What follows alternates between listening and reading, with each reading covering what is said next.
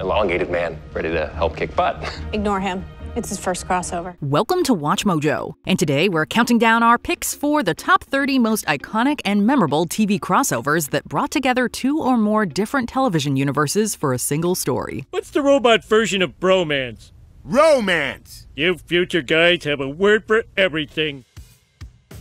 Number 30, Rainy Day, The King of Queens and Everybody Loves Raymond. Just come. It's fine. It's fine.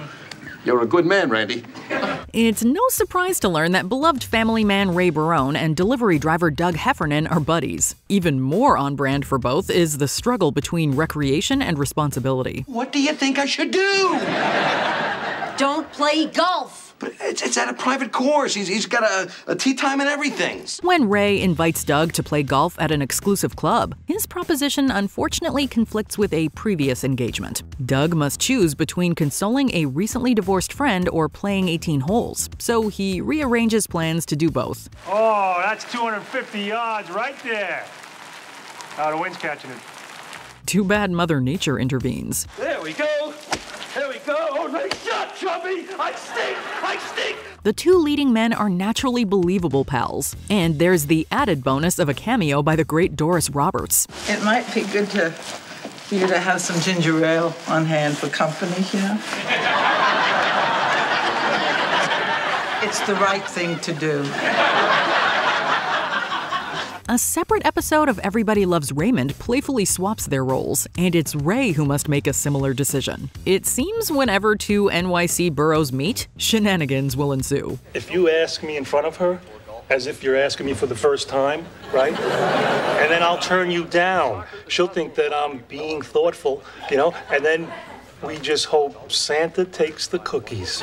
Number 29, The Apartment, Mad About You and Seinfeld. Ever wondered how Kramer landed his apartment across the hall from Jerry? Well, this crossover moment explains it. Is this yours? I don't believe so. It's weird. I don't know where it came from.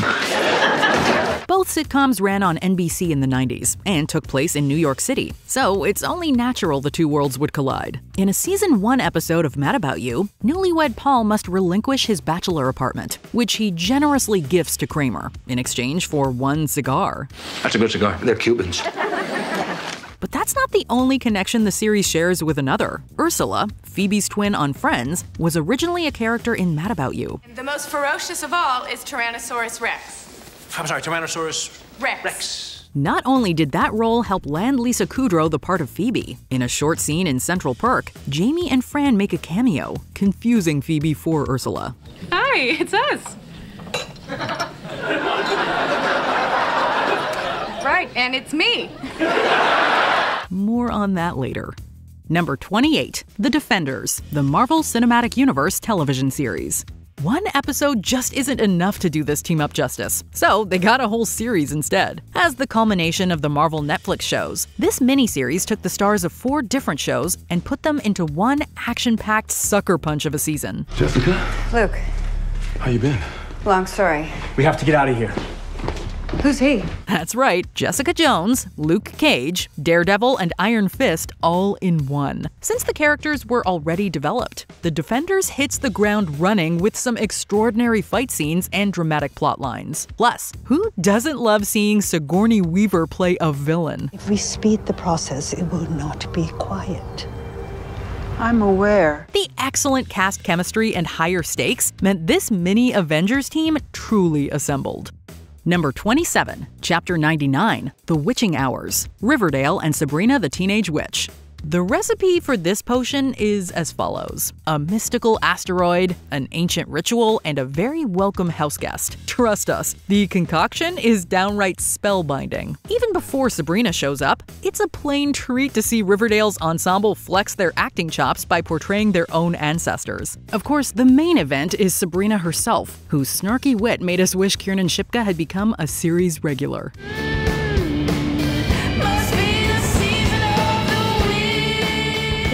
Well, look at what the black cat dragged in. After all, this worthwhile adventure is basically an episode-long thesis of how Sabrina might fit into the series universe. Thankfully, this wouldn't be the last time Riverdale needed a true witch. There is no death for witches.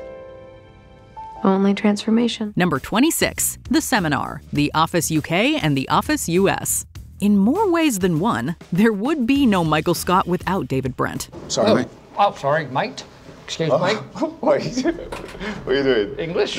Not only did Ricky Gervais's take on the delusional and reckless man in charge lay the foundation for Steve Carell to mine comedic gold, he also helped create the original iteration of The Office as well. So it's fitting that the show's US remake would pay tribute to its predecessor in the best way possible. It's called Reginald Poofda. Oh, David Brent, my liege. How are you? Michael Scott! Oh. When Michael bumps into David in the Season 7 cold open, the two unsurprisingly develop an instant connection with their equally awkward senses of humor. Watching these two interact was a dream come true for fans, and the hug Michael gives David after the latter utters his favorite catchphrase is the cherry on top. Comedy is a place where the mind goes to tickle itself. That's what she said. Number 25, CSI Trilogy, CSI Miami, CSI New York, and CSI Crime Scene Investigation. It'd be very difficult to say without first taking a look at the evidence. We'd love another set of eyes on it. I'll be there as soon as I can. Across 3 shows, 3 cities, and 1 very nasty homicide, this multi-part case proved nothing is more gripping than a fictional crime scene. Though it aired as one continuous story, the most impressive aspect of this crossover is how well each show managed to sustain its own unique relationships and conflicts. The distinct visual identity and flashy transitions from each episode are all still intact. It's just that the case doesn't wrap up in tidy fashion like you would expect. Instead of going for bigger, this keeps things intimate by almost solely relying on Lawrence Fishburne to hold the sprawling cold case together. How can I go back after everything that's happened? All you have to do is walk through the door. As expected, he does it without breaking a sweat. Number 24, Static Shock and Batman Beyond, Static Shock. There's no time like the present for a good old-fashioned superhero team-up. Or the future, if you want to get technical. When Static suits up with Batman to save a kidnapped hero, it comes with a few stipulations. First, we don't have guests here. And second, I'm Batman. And I'm Beyonce. Well, whoever you are, you don't belong here. For example, Terry McGinnis is the man in the suit, not Bruce Wayne, and they're trying to rescue an aged-up version of Static himself. Fortunately, even 40 years in the future, both Terry and Virgil prove that youth, spandex, and crime fighting are a heroic package. Got a plan? Go down there and fight real hard? That's what I was thinking. And I don't even have a mentor. Smashing the commentary of Static Shock with Batman Beyond's chic aesthetic is a winning combination in every way. Though, from these shows, that's hardly shocking. Number 23, Critical Film Studies for A Few Paintballs More and Something Good Coming Part 1, Cougar Town and Community. And the award for most subtle crossover ever goes to these guys. In an innocuous scene, Community jokes that Abed's obsession with pop culture landed him a gig as an extra on Cougar Town. This morning I saw this big billboard and it said cheap tickets to Hawaii, and I thought, yeah, you know, why not? Why didn't I just max out my credit card and just go to Hawaii? The catch? That's exactly what happened. In the Season 2 finale of Cougar Town, Abed is sitting in the background continually pulling focus. But, hilariously, it's never overtly mentioned. Better yet, the crossover doesn't end there either. Cougar Town alumni Dan Bird and Busy Phillips later returned the favor by making their own cameos in Community's season finale, once again unacknowledged.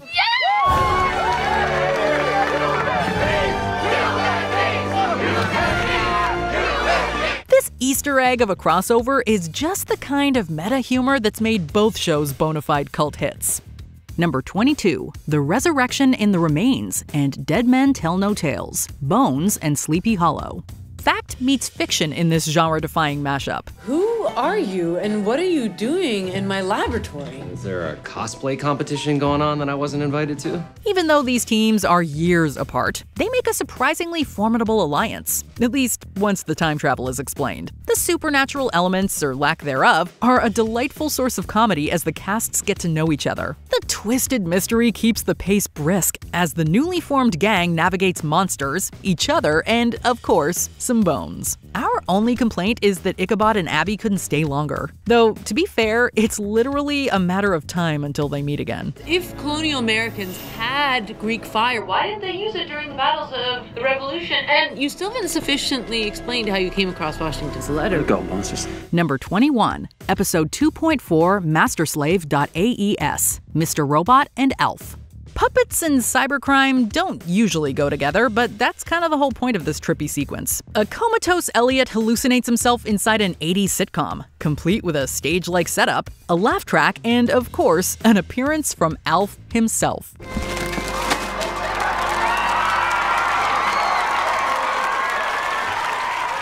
I'm sorry. But there's nothing nostalgic about this childhood favorites cameo. The off-kilter tone of the scene makes even this furry rodent feel deeply unsettling. And this bizarre crossover somehow manages to justify the absurdity without abandoning it either. It gets major props for tying this weird excursion into the main story, but more than that, for also making Alf, of all characters, relevant in a gritty crime show. Hey, no problem, Meister.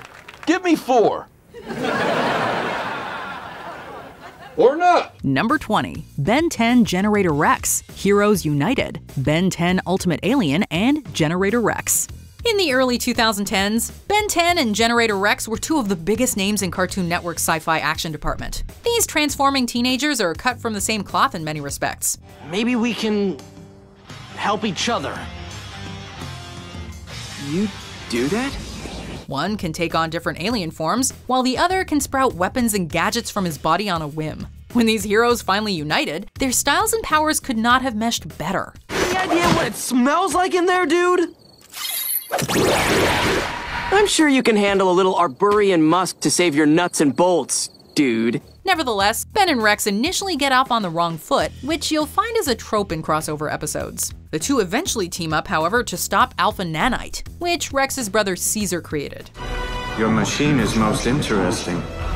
Perhaps within I can find a suitable host. The special more than delivers on its potential with inventive action, slick animation, and some effective voiceover work from Michael Emerson as Alpha. Number 19, Rufus, Lilo and Stitch the series, and Kim Possible.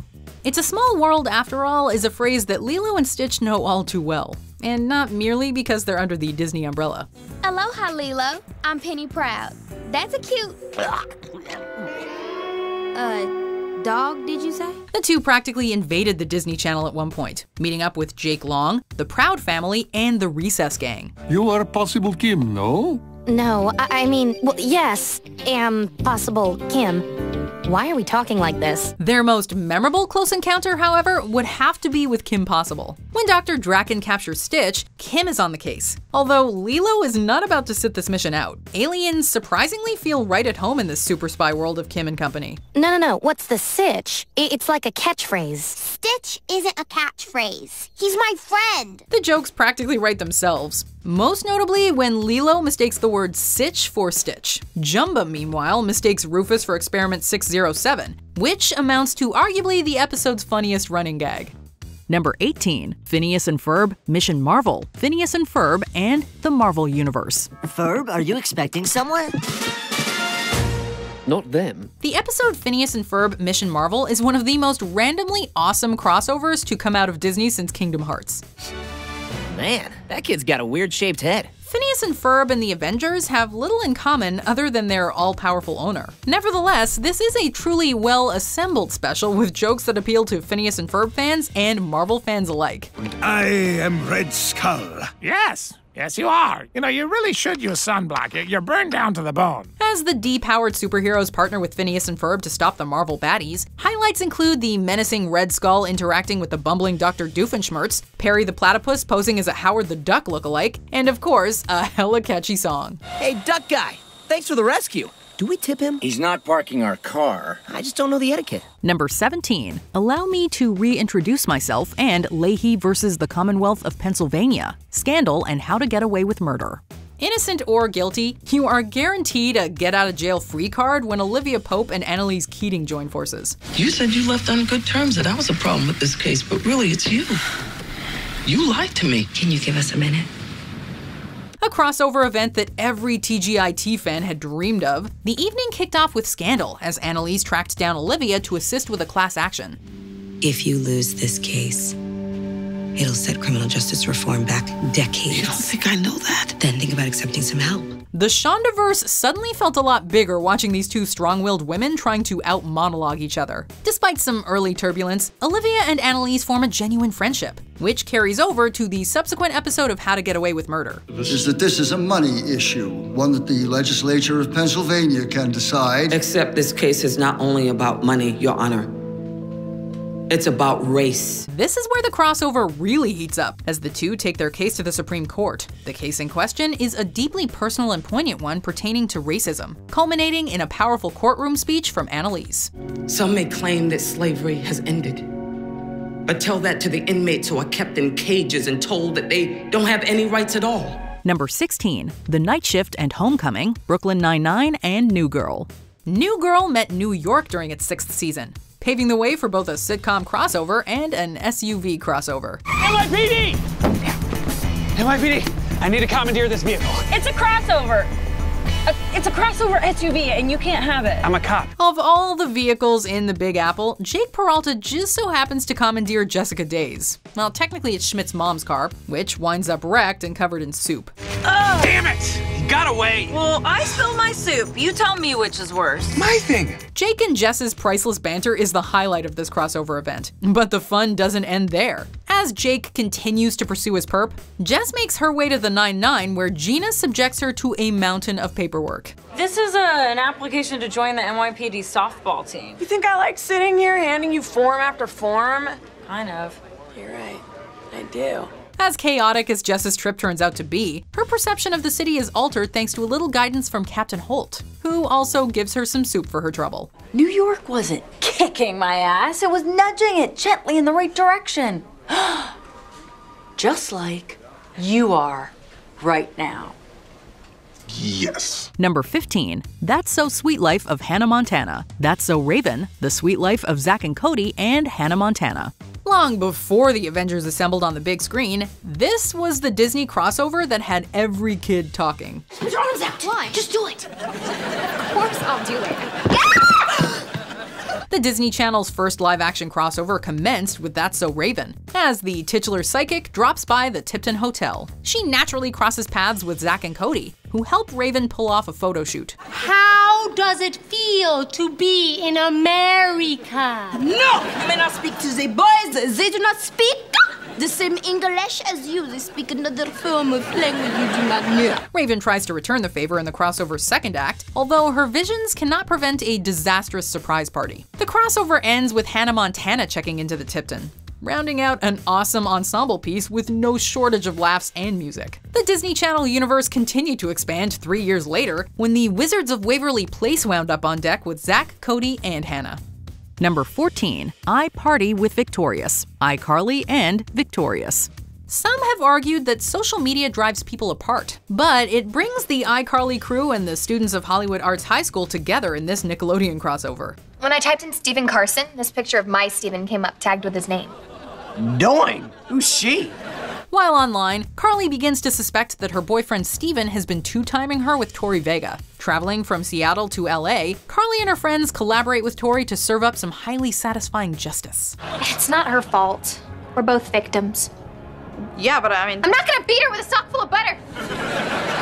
Steven's comeuppance is just one of the crossover's many highlights, as Sinjin lands face first in a jacuzzi, Sam bests Rex in a rap battle, and Kenan Thompson is harassed by a panda. Of course, a crossover of this magnitude had to build to a musical number, and Leave It All to Shine brings together the best of both worlds. You don't have to be afraid to put your dream in action. You're never gonna fade, you'll be the main attraction. Number 13, The Grim Adventures of the KND, codename Kids Next Door, and The Grim Adventures of Billy and Mandy. When Billy slashes his father's lucky pants with Grimm's scythe, he turns to a certain group of problem-fixing kids. Ed, and Eddie. If you're looking for charity, call Kids Next Door. They're cheap. The Eds aren't interested, however, and apparently neither are the Powerpuff Girls. Thus, it's up to the kids next door to get Billy out of this tight spot. No, Billy. You're in the way of my world domination, so I'm taking you down. Oh, okay. Then let's fight! With one show grounded in the supernatural and the other revolving around espionage, this might seem like an odd pairing. There's actually an interesting link between these two shows, though. Our attacks aren't working! It's those pants! I know those pants. Both won the Big Pick, a contest in which viewers would vote on what new Cartoon Network show will be picked up. So it's only fitting that these two winners finally came together, with some other Cartoon Network cameos thrown in for good measure. Number 12, Shell Shocked, Power Rangers in Space, and Ninja Turtles: The Next Mutation. In the 90s, the Power Rangers and the TMNT were two of the most marketable kid-friendly franchises. Even if they did exist, why would we want to destroy them? Because, as of now, you work for me. I don't think so. And these martial arts series finally collided in the 6th season Power Rangers episode Shell Shocked, where the heroes in a half shell are brainwashed by Astronema and turn evil. You want Rangers? You gotta go through turtles. Mutants? Well, at least you got that right. As you can imagine, they come out of it and partner with the Rangers to battle the manipulative Princess of Evil. What are those things? I can't believe it, but I think they're... It's the Teenage Mutant Ninja Turtles! Through adult eyes, this crossover might seem bizarre, cheesy, or just dumb. But the 8-year-old in all of us cannot help but be sucked in, seeing two of the defining things from our childhoods kicking ass side by side. There's something I really would like to do. Just once, before I go. Name it.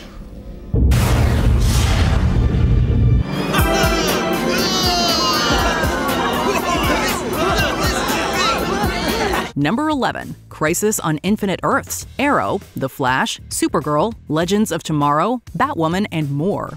Whew, talk about a lineup. The CW spent nearly a decade assembling a Justice League of sorts on the small screen, and it paid off with one of the most ambitious crossovers of all time. Holy all-star squadron. Hi, how are you? Ralph Dibny, elongated man, ready to help kick butt. Ignore him. It's his first crossover. A staggering 5 shows joined forces for one epic supersized saga. And they weren't even the only ones. The multiversal storyline allowed cameos from every corner of the DC universe. And the scale of the conflict is totally worth the effort. He sacrificed everything for this new world, and we will not fail him. We will not fail this world. High-stakes action and a truly outstanding roster of characters makes this feel like a comic book in the best way possible. This is more than a love letter to the Arrowverse. It is a celebration of everything DC does best. Number 10, I Done, The Fresh Prince of Bel-Air, Different Strokes, and The Jeffersons. The final episode of The Fresh Prince of Bel-Air not only saw the departure of the Banks family, but also the return of some other beloved TV families. Champagne! Oh, great, I love champagne. With the Bel-Air mansion up for sale, several familiar faces drop by for the Banks open house in the episode I Done. Come on, shake a leg. We gotta get rid to that Universal tour and see the backdraft ride. Oh, then you should probably leave now before the fire goes out. Oh, believe me, Will, the fire went out a long time ago. Over 10 years after going off the air, Arnold Jackson and Mr. Drummond from Different Strokes reappear to check out the home and deliver some classic one-liners. At night, you can hear the wailing of the dead. What you talking about, Will? The Banks residence ultimately goes to George and Louise Jefferson, though, who are ready to move on up again. We have a buyer! Fantastic. A couple, the Jeffersons. Number 9, Stephanie Gets Framed, Full House and Family Matters. Steve Urkel not only stole the show on Family Matters, but also this episode of Full House. How annoying could one kid be? In San Francisco for a science fair, an unwelcome Urkel visits the Tanner household. It only takes a couple of minutes of cheese talk until Jesse and Danny decide that they've had enough. And it's a strut, and it's cool, and it's a strut, and it's cool like that, see? Very inspiring. All right. After he teaches Michelle about money matters, Urkel does pass on some insightful advice to Stephanie, who is insecure about her new glasses, which she never wears again anyway. As good as I look now. See how studlier I become. The only downside? Why didn't Urkel and Kimmy Gibbler share any scenes? They were totally meant for each other. Number 8. Simpsorama, The Simpsons and Futurama. The Simpsons has made several references to Futurama and vice versa. Bite my shiny metal ass! A robot with a catchphrase! With exception to a 2010 comic though, these two Matt Groening cartoons had yet to experience a crossover of this scale. Homer and Bender quickly find that they have a lot in common, even sharing an uncanny resemblance. Like the guy who designed Bender just took a drawing of Dad and stuck an antenna on it. A little lazy, if you ask me. This makes things awkward when Bender remembers that he's been sent to take out Homer in Terminator fashion. But we bowled together. Oh, I can't do it. Can they prevent a frantic future while also preserving their friendship? The episode is exceedingly well written, with clever nods to both shows, including a revealing meeting between Lur and Kang and Kodos. Perhaps the one of you that is female should go console her. The whole crossover plays out like an extended Treehouse of Horror segment, throwing out the Simpsons rulebook and just having fun with a creative setup. Number 7. Scooby Natural, Supernatural, and the Scooby-Doo franchise. Hey gang, what do you say we give this guy a lift? Jenkins? Scooby-Doo has crossed paths with pretty much everyone, from Johnny Bravo to Batman. He's not showing them the machinery, he's tossing them into it. The Green Hornet may possess the only clue to this baffling case. Speaking of which, the Caped Crusader has had his own fair share of mind-blowing crossovers, including one with the Green Hornet. As far as crime-solving team-ups go though, how can you top the Winchesters meeting the OG Scooby Gang? Dean? What just did— Ah! You're a cartoon! I'm a cartoon! Sam and Dean get animated in this lovingly crafted crossover, which centers on the classic Scooby-Doo episode A Night of Fright is No Delight. A Night of Fright is No Delight. What? That's the episode we're in.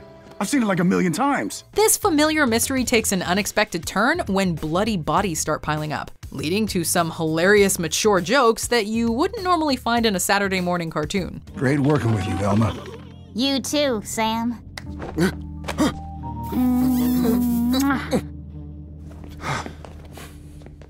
Those shoulders. Nevertheless, Dean is determined to maintain the purity of his childhood icons, although he still tries to get lucky with Daphne. Number 6. The One with Two Parts, Friends and Mad About You. Before Lisa Kudrow landed her iconic role as Phoebe Buffay on Friends, she was best known for playing the ditzy waitress Ursula on Mad About You. How come you're working here? Right, yeah, because it's close to where I live and the aprons are really cute. Since both shows were airing around the same time, the producers decided to make the characters twin sisters. I think Ursula likes me. All I ordered was coffee. She brought me a tuna melt and 4 plates of curly fries. Confusion ensues on the Friends episode The One with Two Parts as Joey meets and falls for Ursula, and Jamie, Buckman, and Fran encounter Phoebe. Excuse me? Yeah. Hi, it's us. Right, and it's me. So you're here too. If that's not enough must-see TV crossover action for you, this extended episode also features 2 cute doctors played by George Clooney and Noah Wyle, who hit it big that year on ER. Aren't you a little cute to be a doctor? Excuse me? I meant, God, young, I meant young. Young to be a doctor. Oh, good, Rach. Thank you. Right. This wasn't the first time a larger universe was hinted at, as both sitcoms were also part of NBC's 1994 Blackout Thursday event. The entire city is blacked out. Mom says it's all of Manhattan, parts of Brooklyn and Queens, and they have no idea when it's coming back on. Number 5. The Jimmy Timmy Power Hour, The Adventures of Jimmy Neutron Boy Genius and The Fairly Odd Parents. Jimmy Neutron's world is governed by science. Timmy Turner's world is governed by magic. We have to be careful. That's probably because you're imperfect prototypes. Well, she might not be perfect, but she's the one who said yes. Oh, hey! In the Jimmy Timmy Power Hour, these Nickelodeon icons learn that they aren't as different as we might imagine, with science projects and fairies and mistaken identity as the order of the day. We're not going anywhere, Turner. Now that I have this magic pen, I am! Magic? Are you nuts? There's no such thing as magic. With one series utilizing traditional animation and the other employing computer-generated animation, this TV movie has leeway for a lot of inventive imagery. Hey, what are you doing in Fairy World? Well, some lunatic sucked me into your computer simulation. What lunatic? Seeing Jimmy and Timmy out of their comfort zones particularly makes for some inspired comedy, as they attempt to return home and restore order to the Tooniverse. Jimmy Neutron, boy genius. Timmy Turner, boy! Thanks for saving my dog. Number 4. The Time Ball Saga. Sabrina the Teenage Witch, Boy Meets World, You Wish, and Teen Angel. For the 97-98 season, ABC was desperate to carry over the success of Sabrina and Boy Meets World to its new TGIF shows. Oh, I don't feel so good. Maybe I should have chewed that thing. I'm too full to lick myself, so maybe I should just watch a little TV. That's how this 4-way crossover originated. The story saw Sabrina's black cat swallow a time ball in the first show of the night. You know, I wonder what it was like during World War II. And away we go. For the rest of the evening, Salem ran through the other sitcoms, thrusting them into new and exciting eras. I'm having a blast. We don't have to go to class. Everyone hates Libby, and except for the fact that a few people smell, this era rocks. Sabrina traveled to the 60s, Boy Meets World went to World War II, You Wish was in the 50s, and Teen Angel ended up dancing disco. Wanna do the bump? I think in any decade the answer would be no. An ambitious crossover, yes. It's up to you to decide if it succeeded. Now that the war's over, what are you gonna do about Topanga? I'm gonna pop the question all over again. You got moxie, kid. Number 3. X-Cops. The X-Files and Cops. We got a report of somebody lurking around the neighborhood making noise. Actually, I take that back. We got a report of a monster. The X-Files is widely considered one of the most influential sci-fi shows ever to hit the airwaves. People sometimes forget, however, that when the X-Files wanted to be funny, it could also be one of television's best comedies. It's no wonder Mulder and Scully fit in so well with The Simpsons. Are we alone in the universe? Impossible. When you consider the wonders that exist all around us. Voodoo priests of Haiti, the Tibetan numerologists of Appalachia, the unsolved mysteries of unsolved mysteries. Of all these satirical X-Files episodes, X-Cops stands out due to its craft and concept. Even if you've never seen an episode of Cops, chances are you're familiar with its premise and tropes. So you're saying that the Wasp man attacked you both times, here and earlier in the patrol car? I'm not saying that that's what it was. This episode pokes fun at all of these reality television conventions, but at the same time manages to tell an involving story full of mystery and dread. You're a damn sheriff's deputy, Wetzel. Don't be afraid now. And you're on national television, so cowboy up! Even when playing with different genres, X-Files doesn't stray too far from its roots. Number 2. The Simpsons Guy, Family Guy, and The Simpsons. Intellectual theft! What do you have to say about that, Griffin? Go! There was so much hype leading up to this Family Guy episode that it's not surprising the initial viewer response was mixed. But The Simpsons Guy is truly a classic in the making that delivers everything one could want from a Family Guy Simpsons crossover. Oh my god, that was great! The Griffin's trip to Springfield provides one great laugh after another, full of awe-inspired animation and ingenious references. You lived in Springfield? Yeah, I worked at the Quickie Mart, researching a role. The best part is just seeing these classic characters interact, as Bart raises hell with Stewie, James Woods meets James Woods, and Homer chicken fights Peter. Worst chicken fight ever. Oh, and Fred Flintstone calls everybody out as a ripoff. If you ask me, neither of these beers is wholly original. They're both pale imitations of my favorite beer, Bud Rock. Before we continue, be sure to subscribe to our channel and ring the bell to get notified about our latest videos. You have the option to be notified for occasional videos or all of them. If you're on your phone, make sure you go into your settings and switch on notifications. Number 1. The Jetsons Meet the Flintstones, The Jetsons and the Flintstones. Hold still, Dino!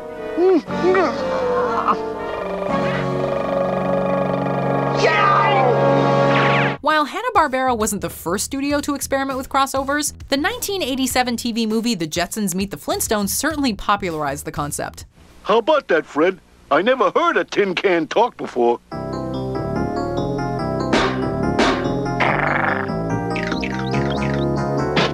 It's actually surprising surprising Hanna-Barbera took so long to bring television's definitive prehistoric family and ultimate futuristic family together. Now, son, I know this is difficult for you.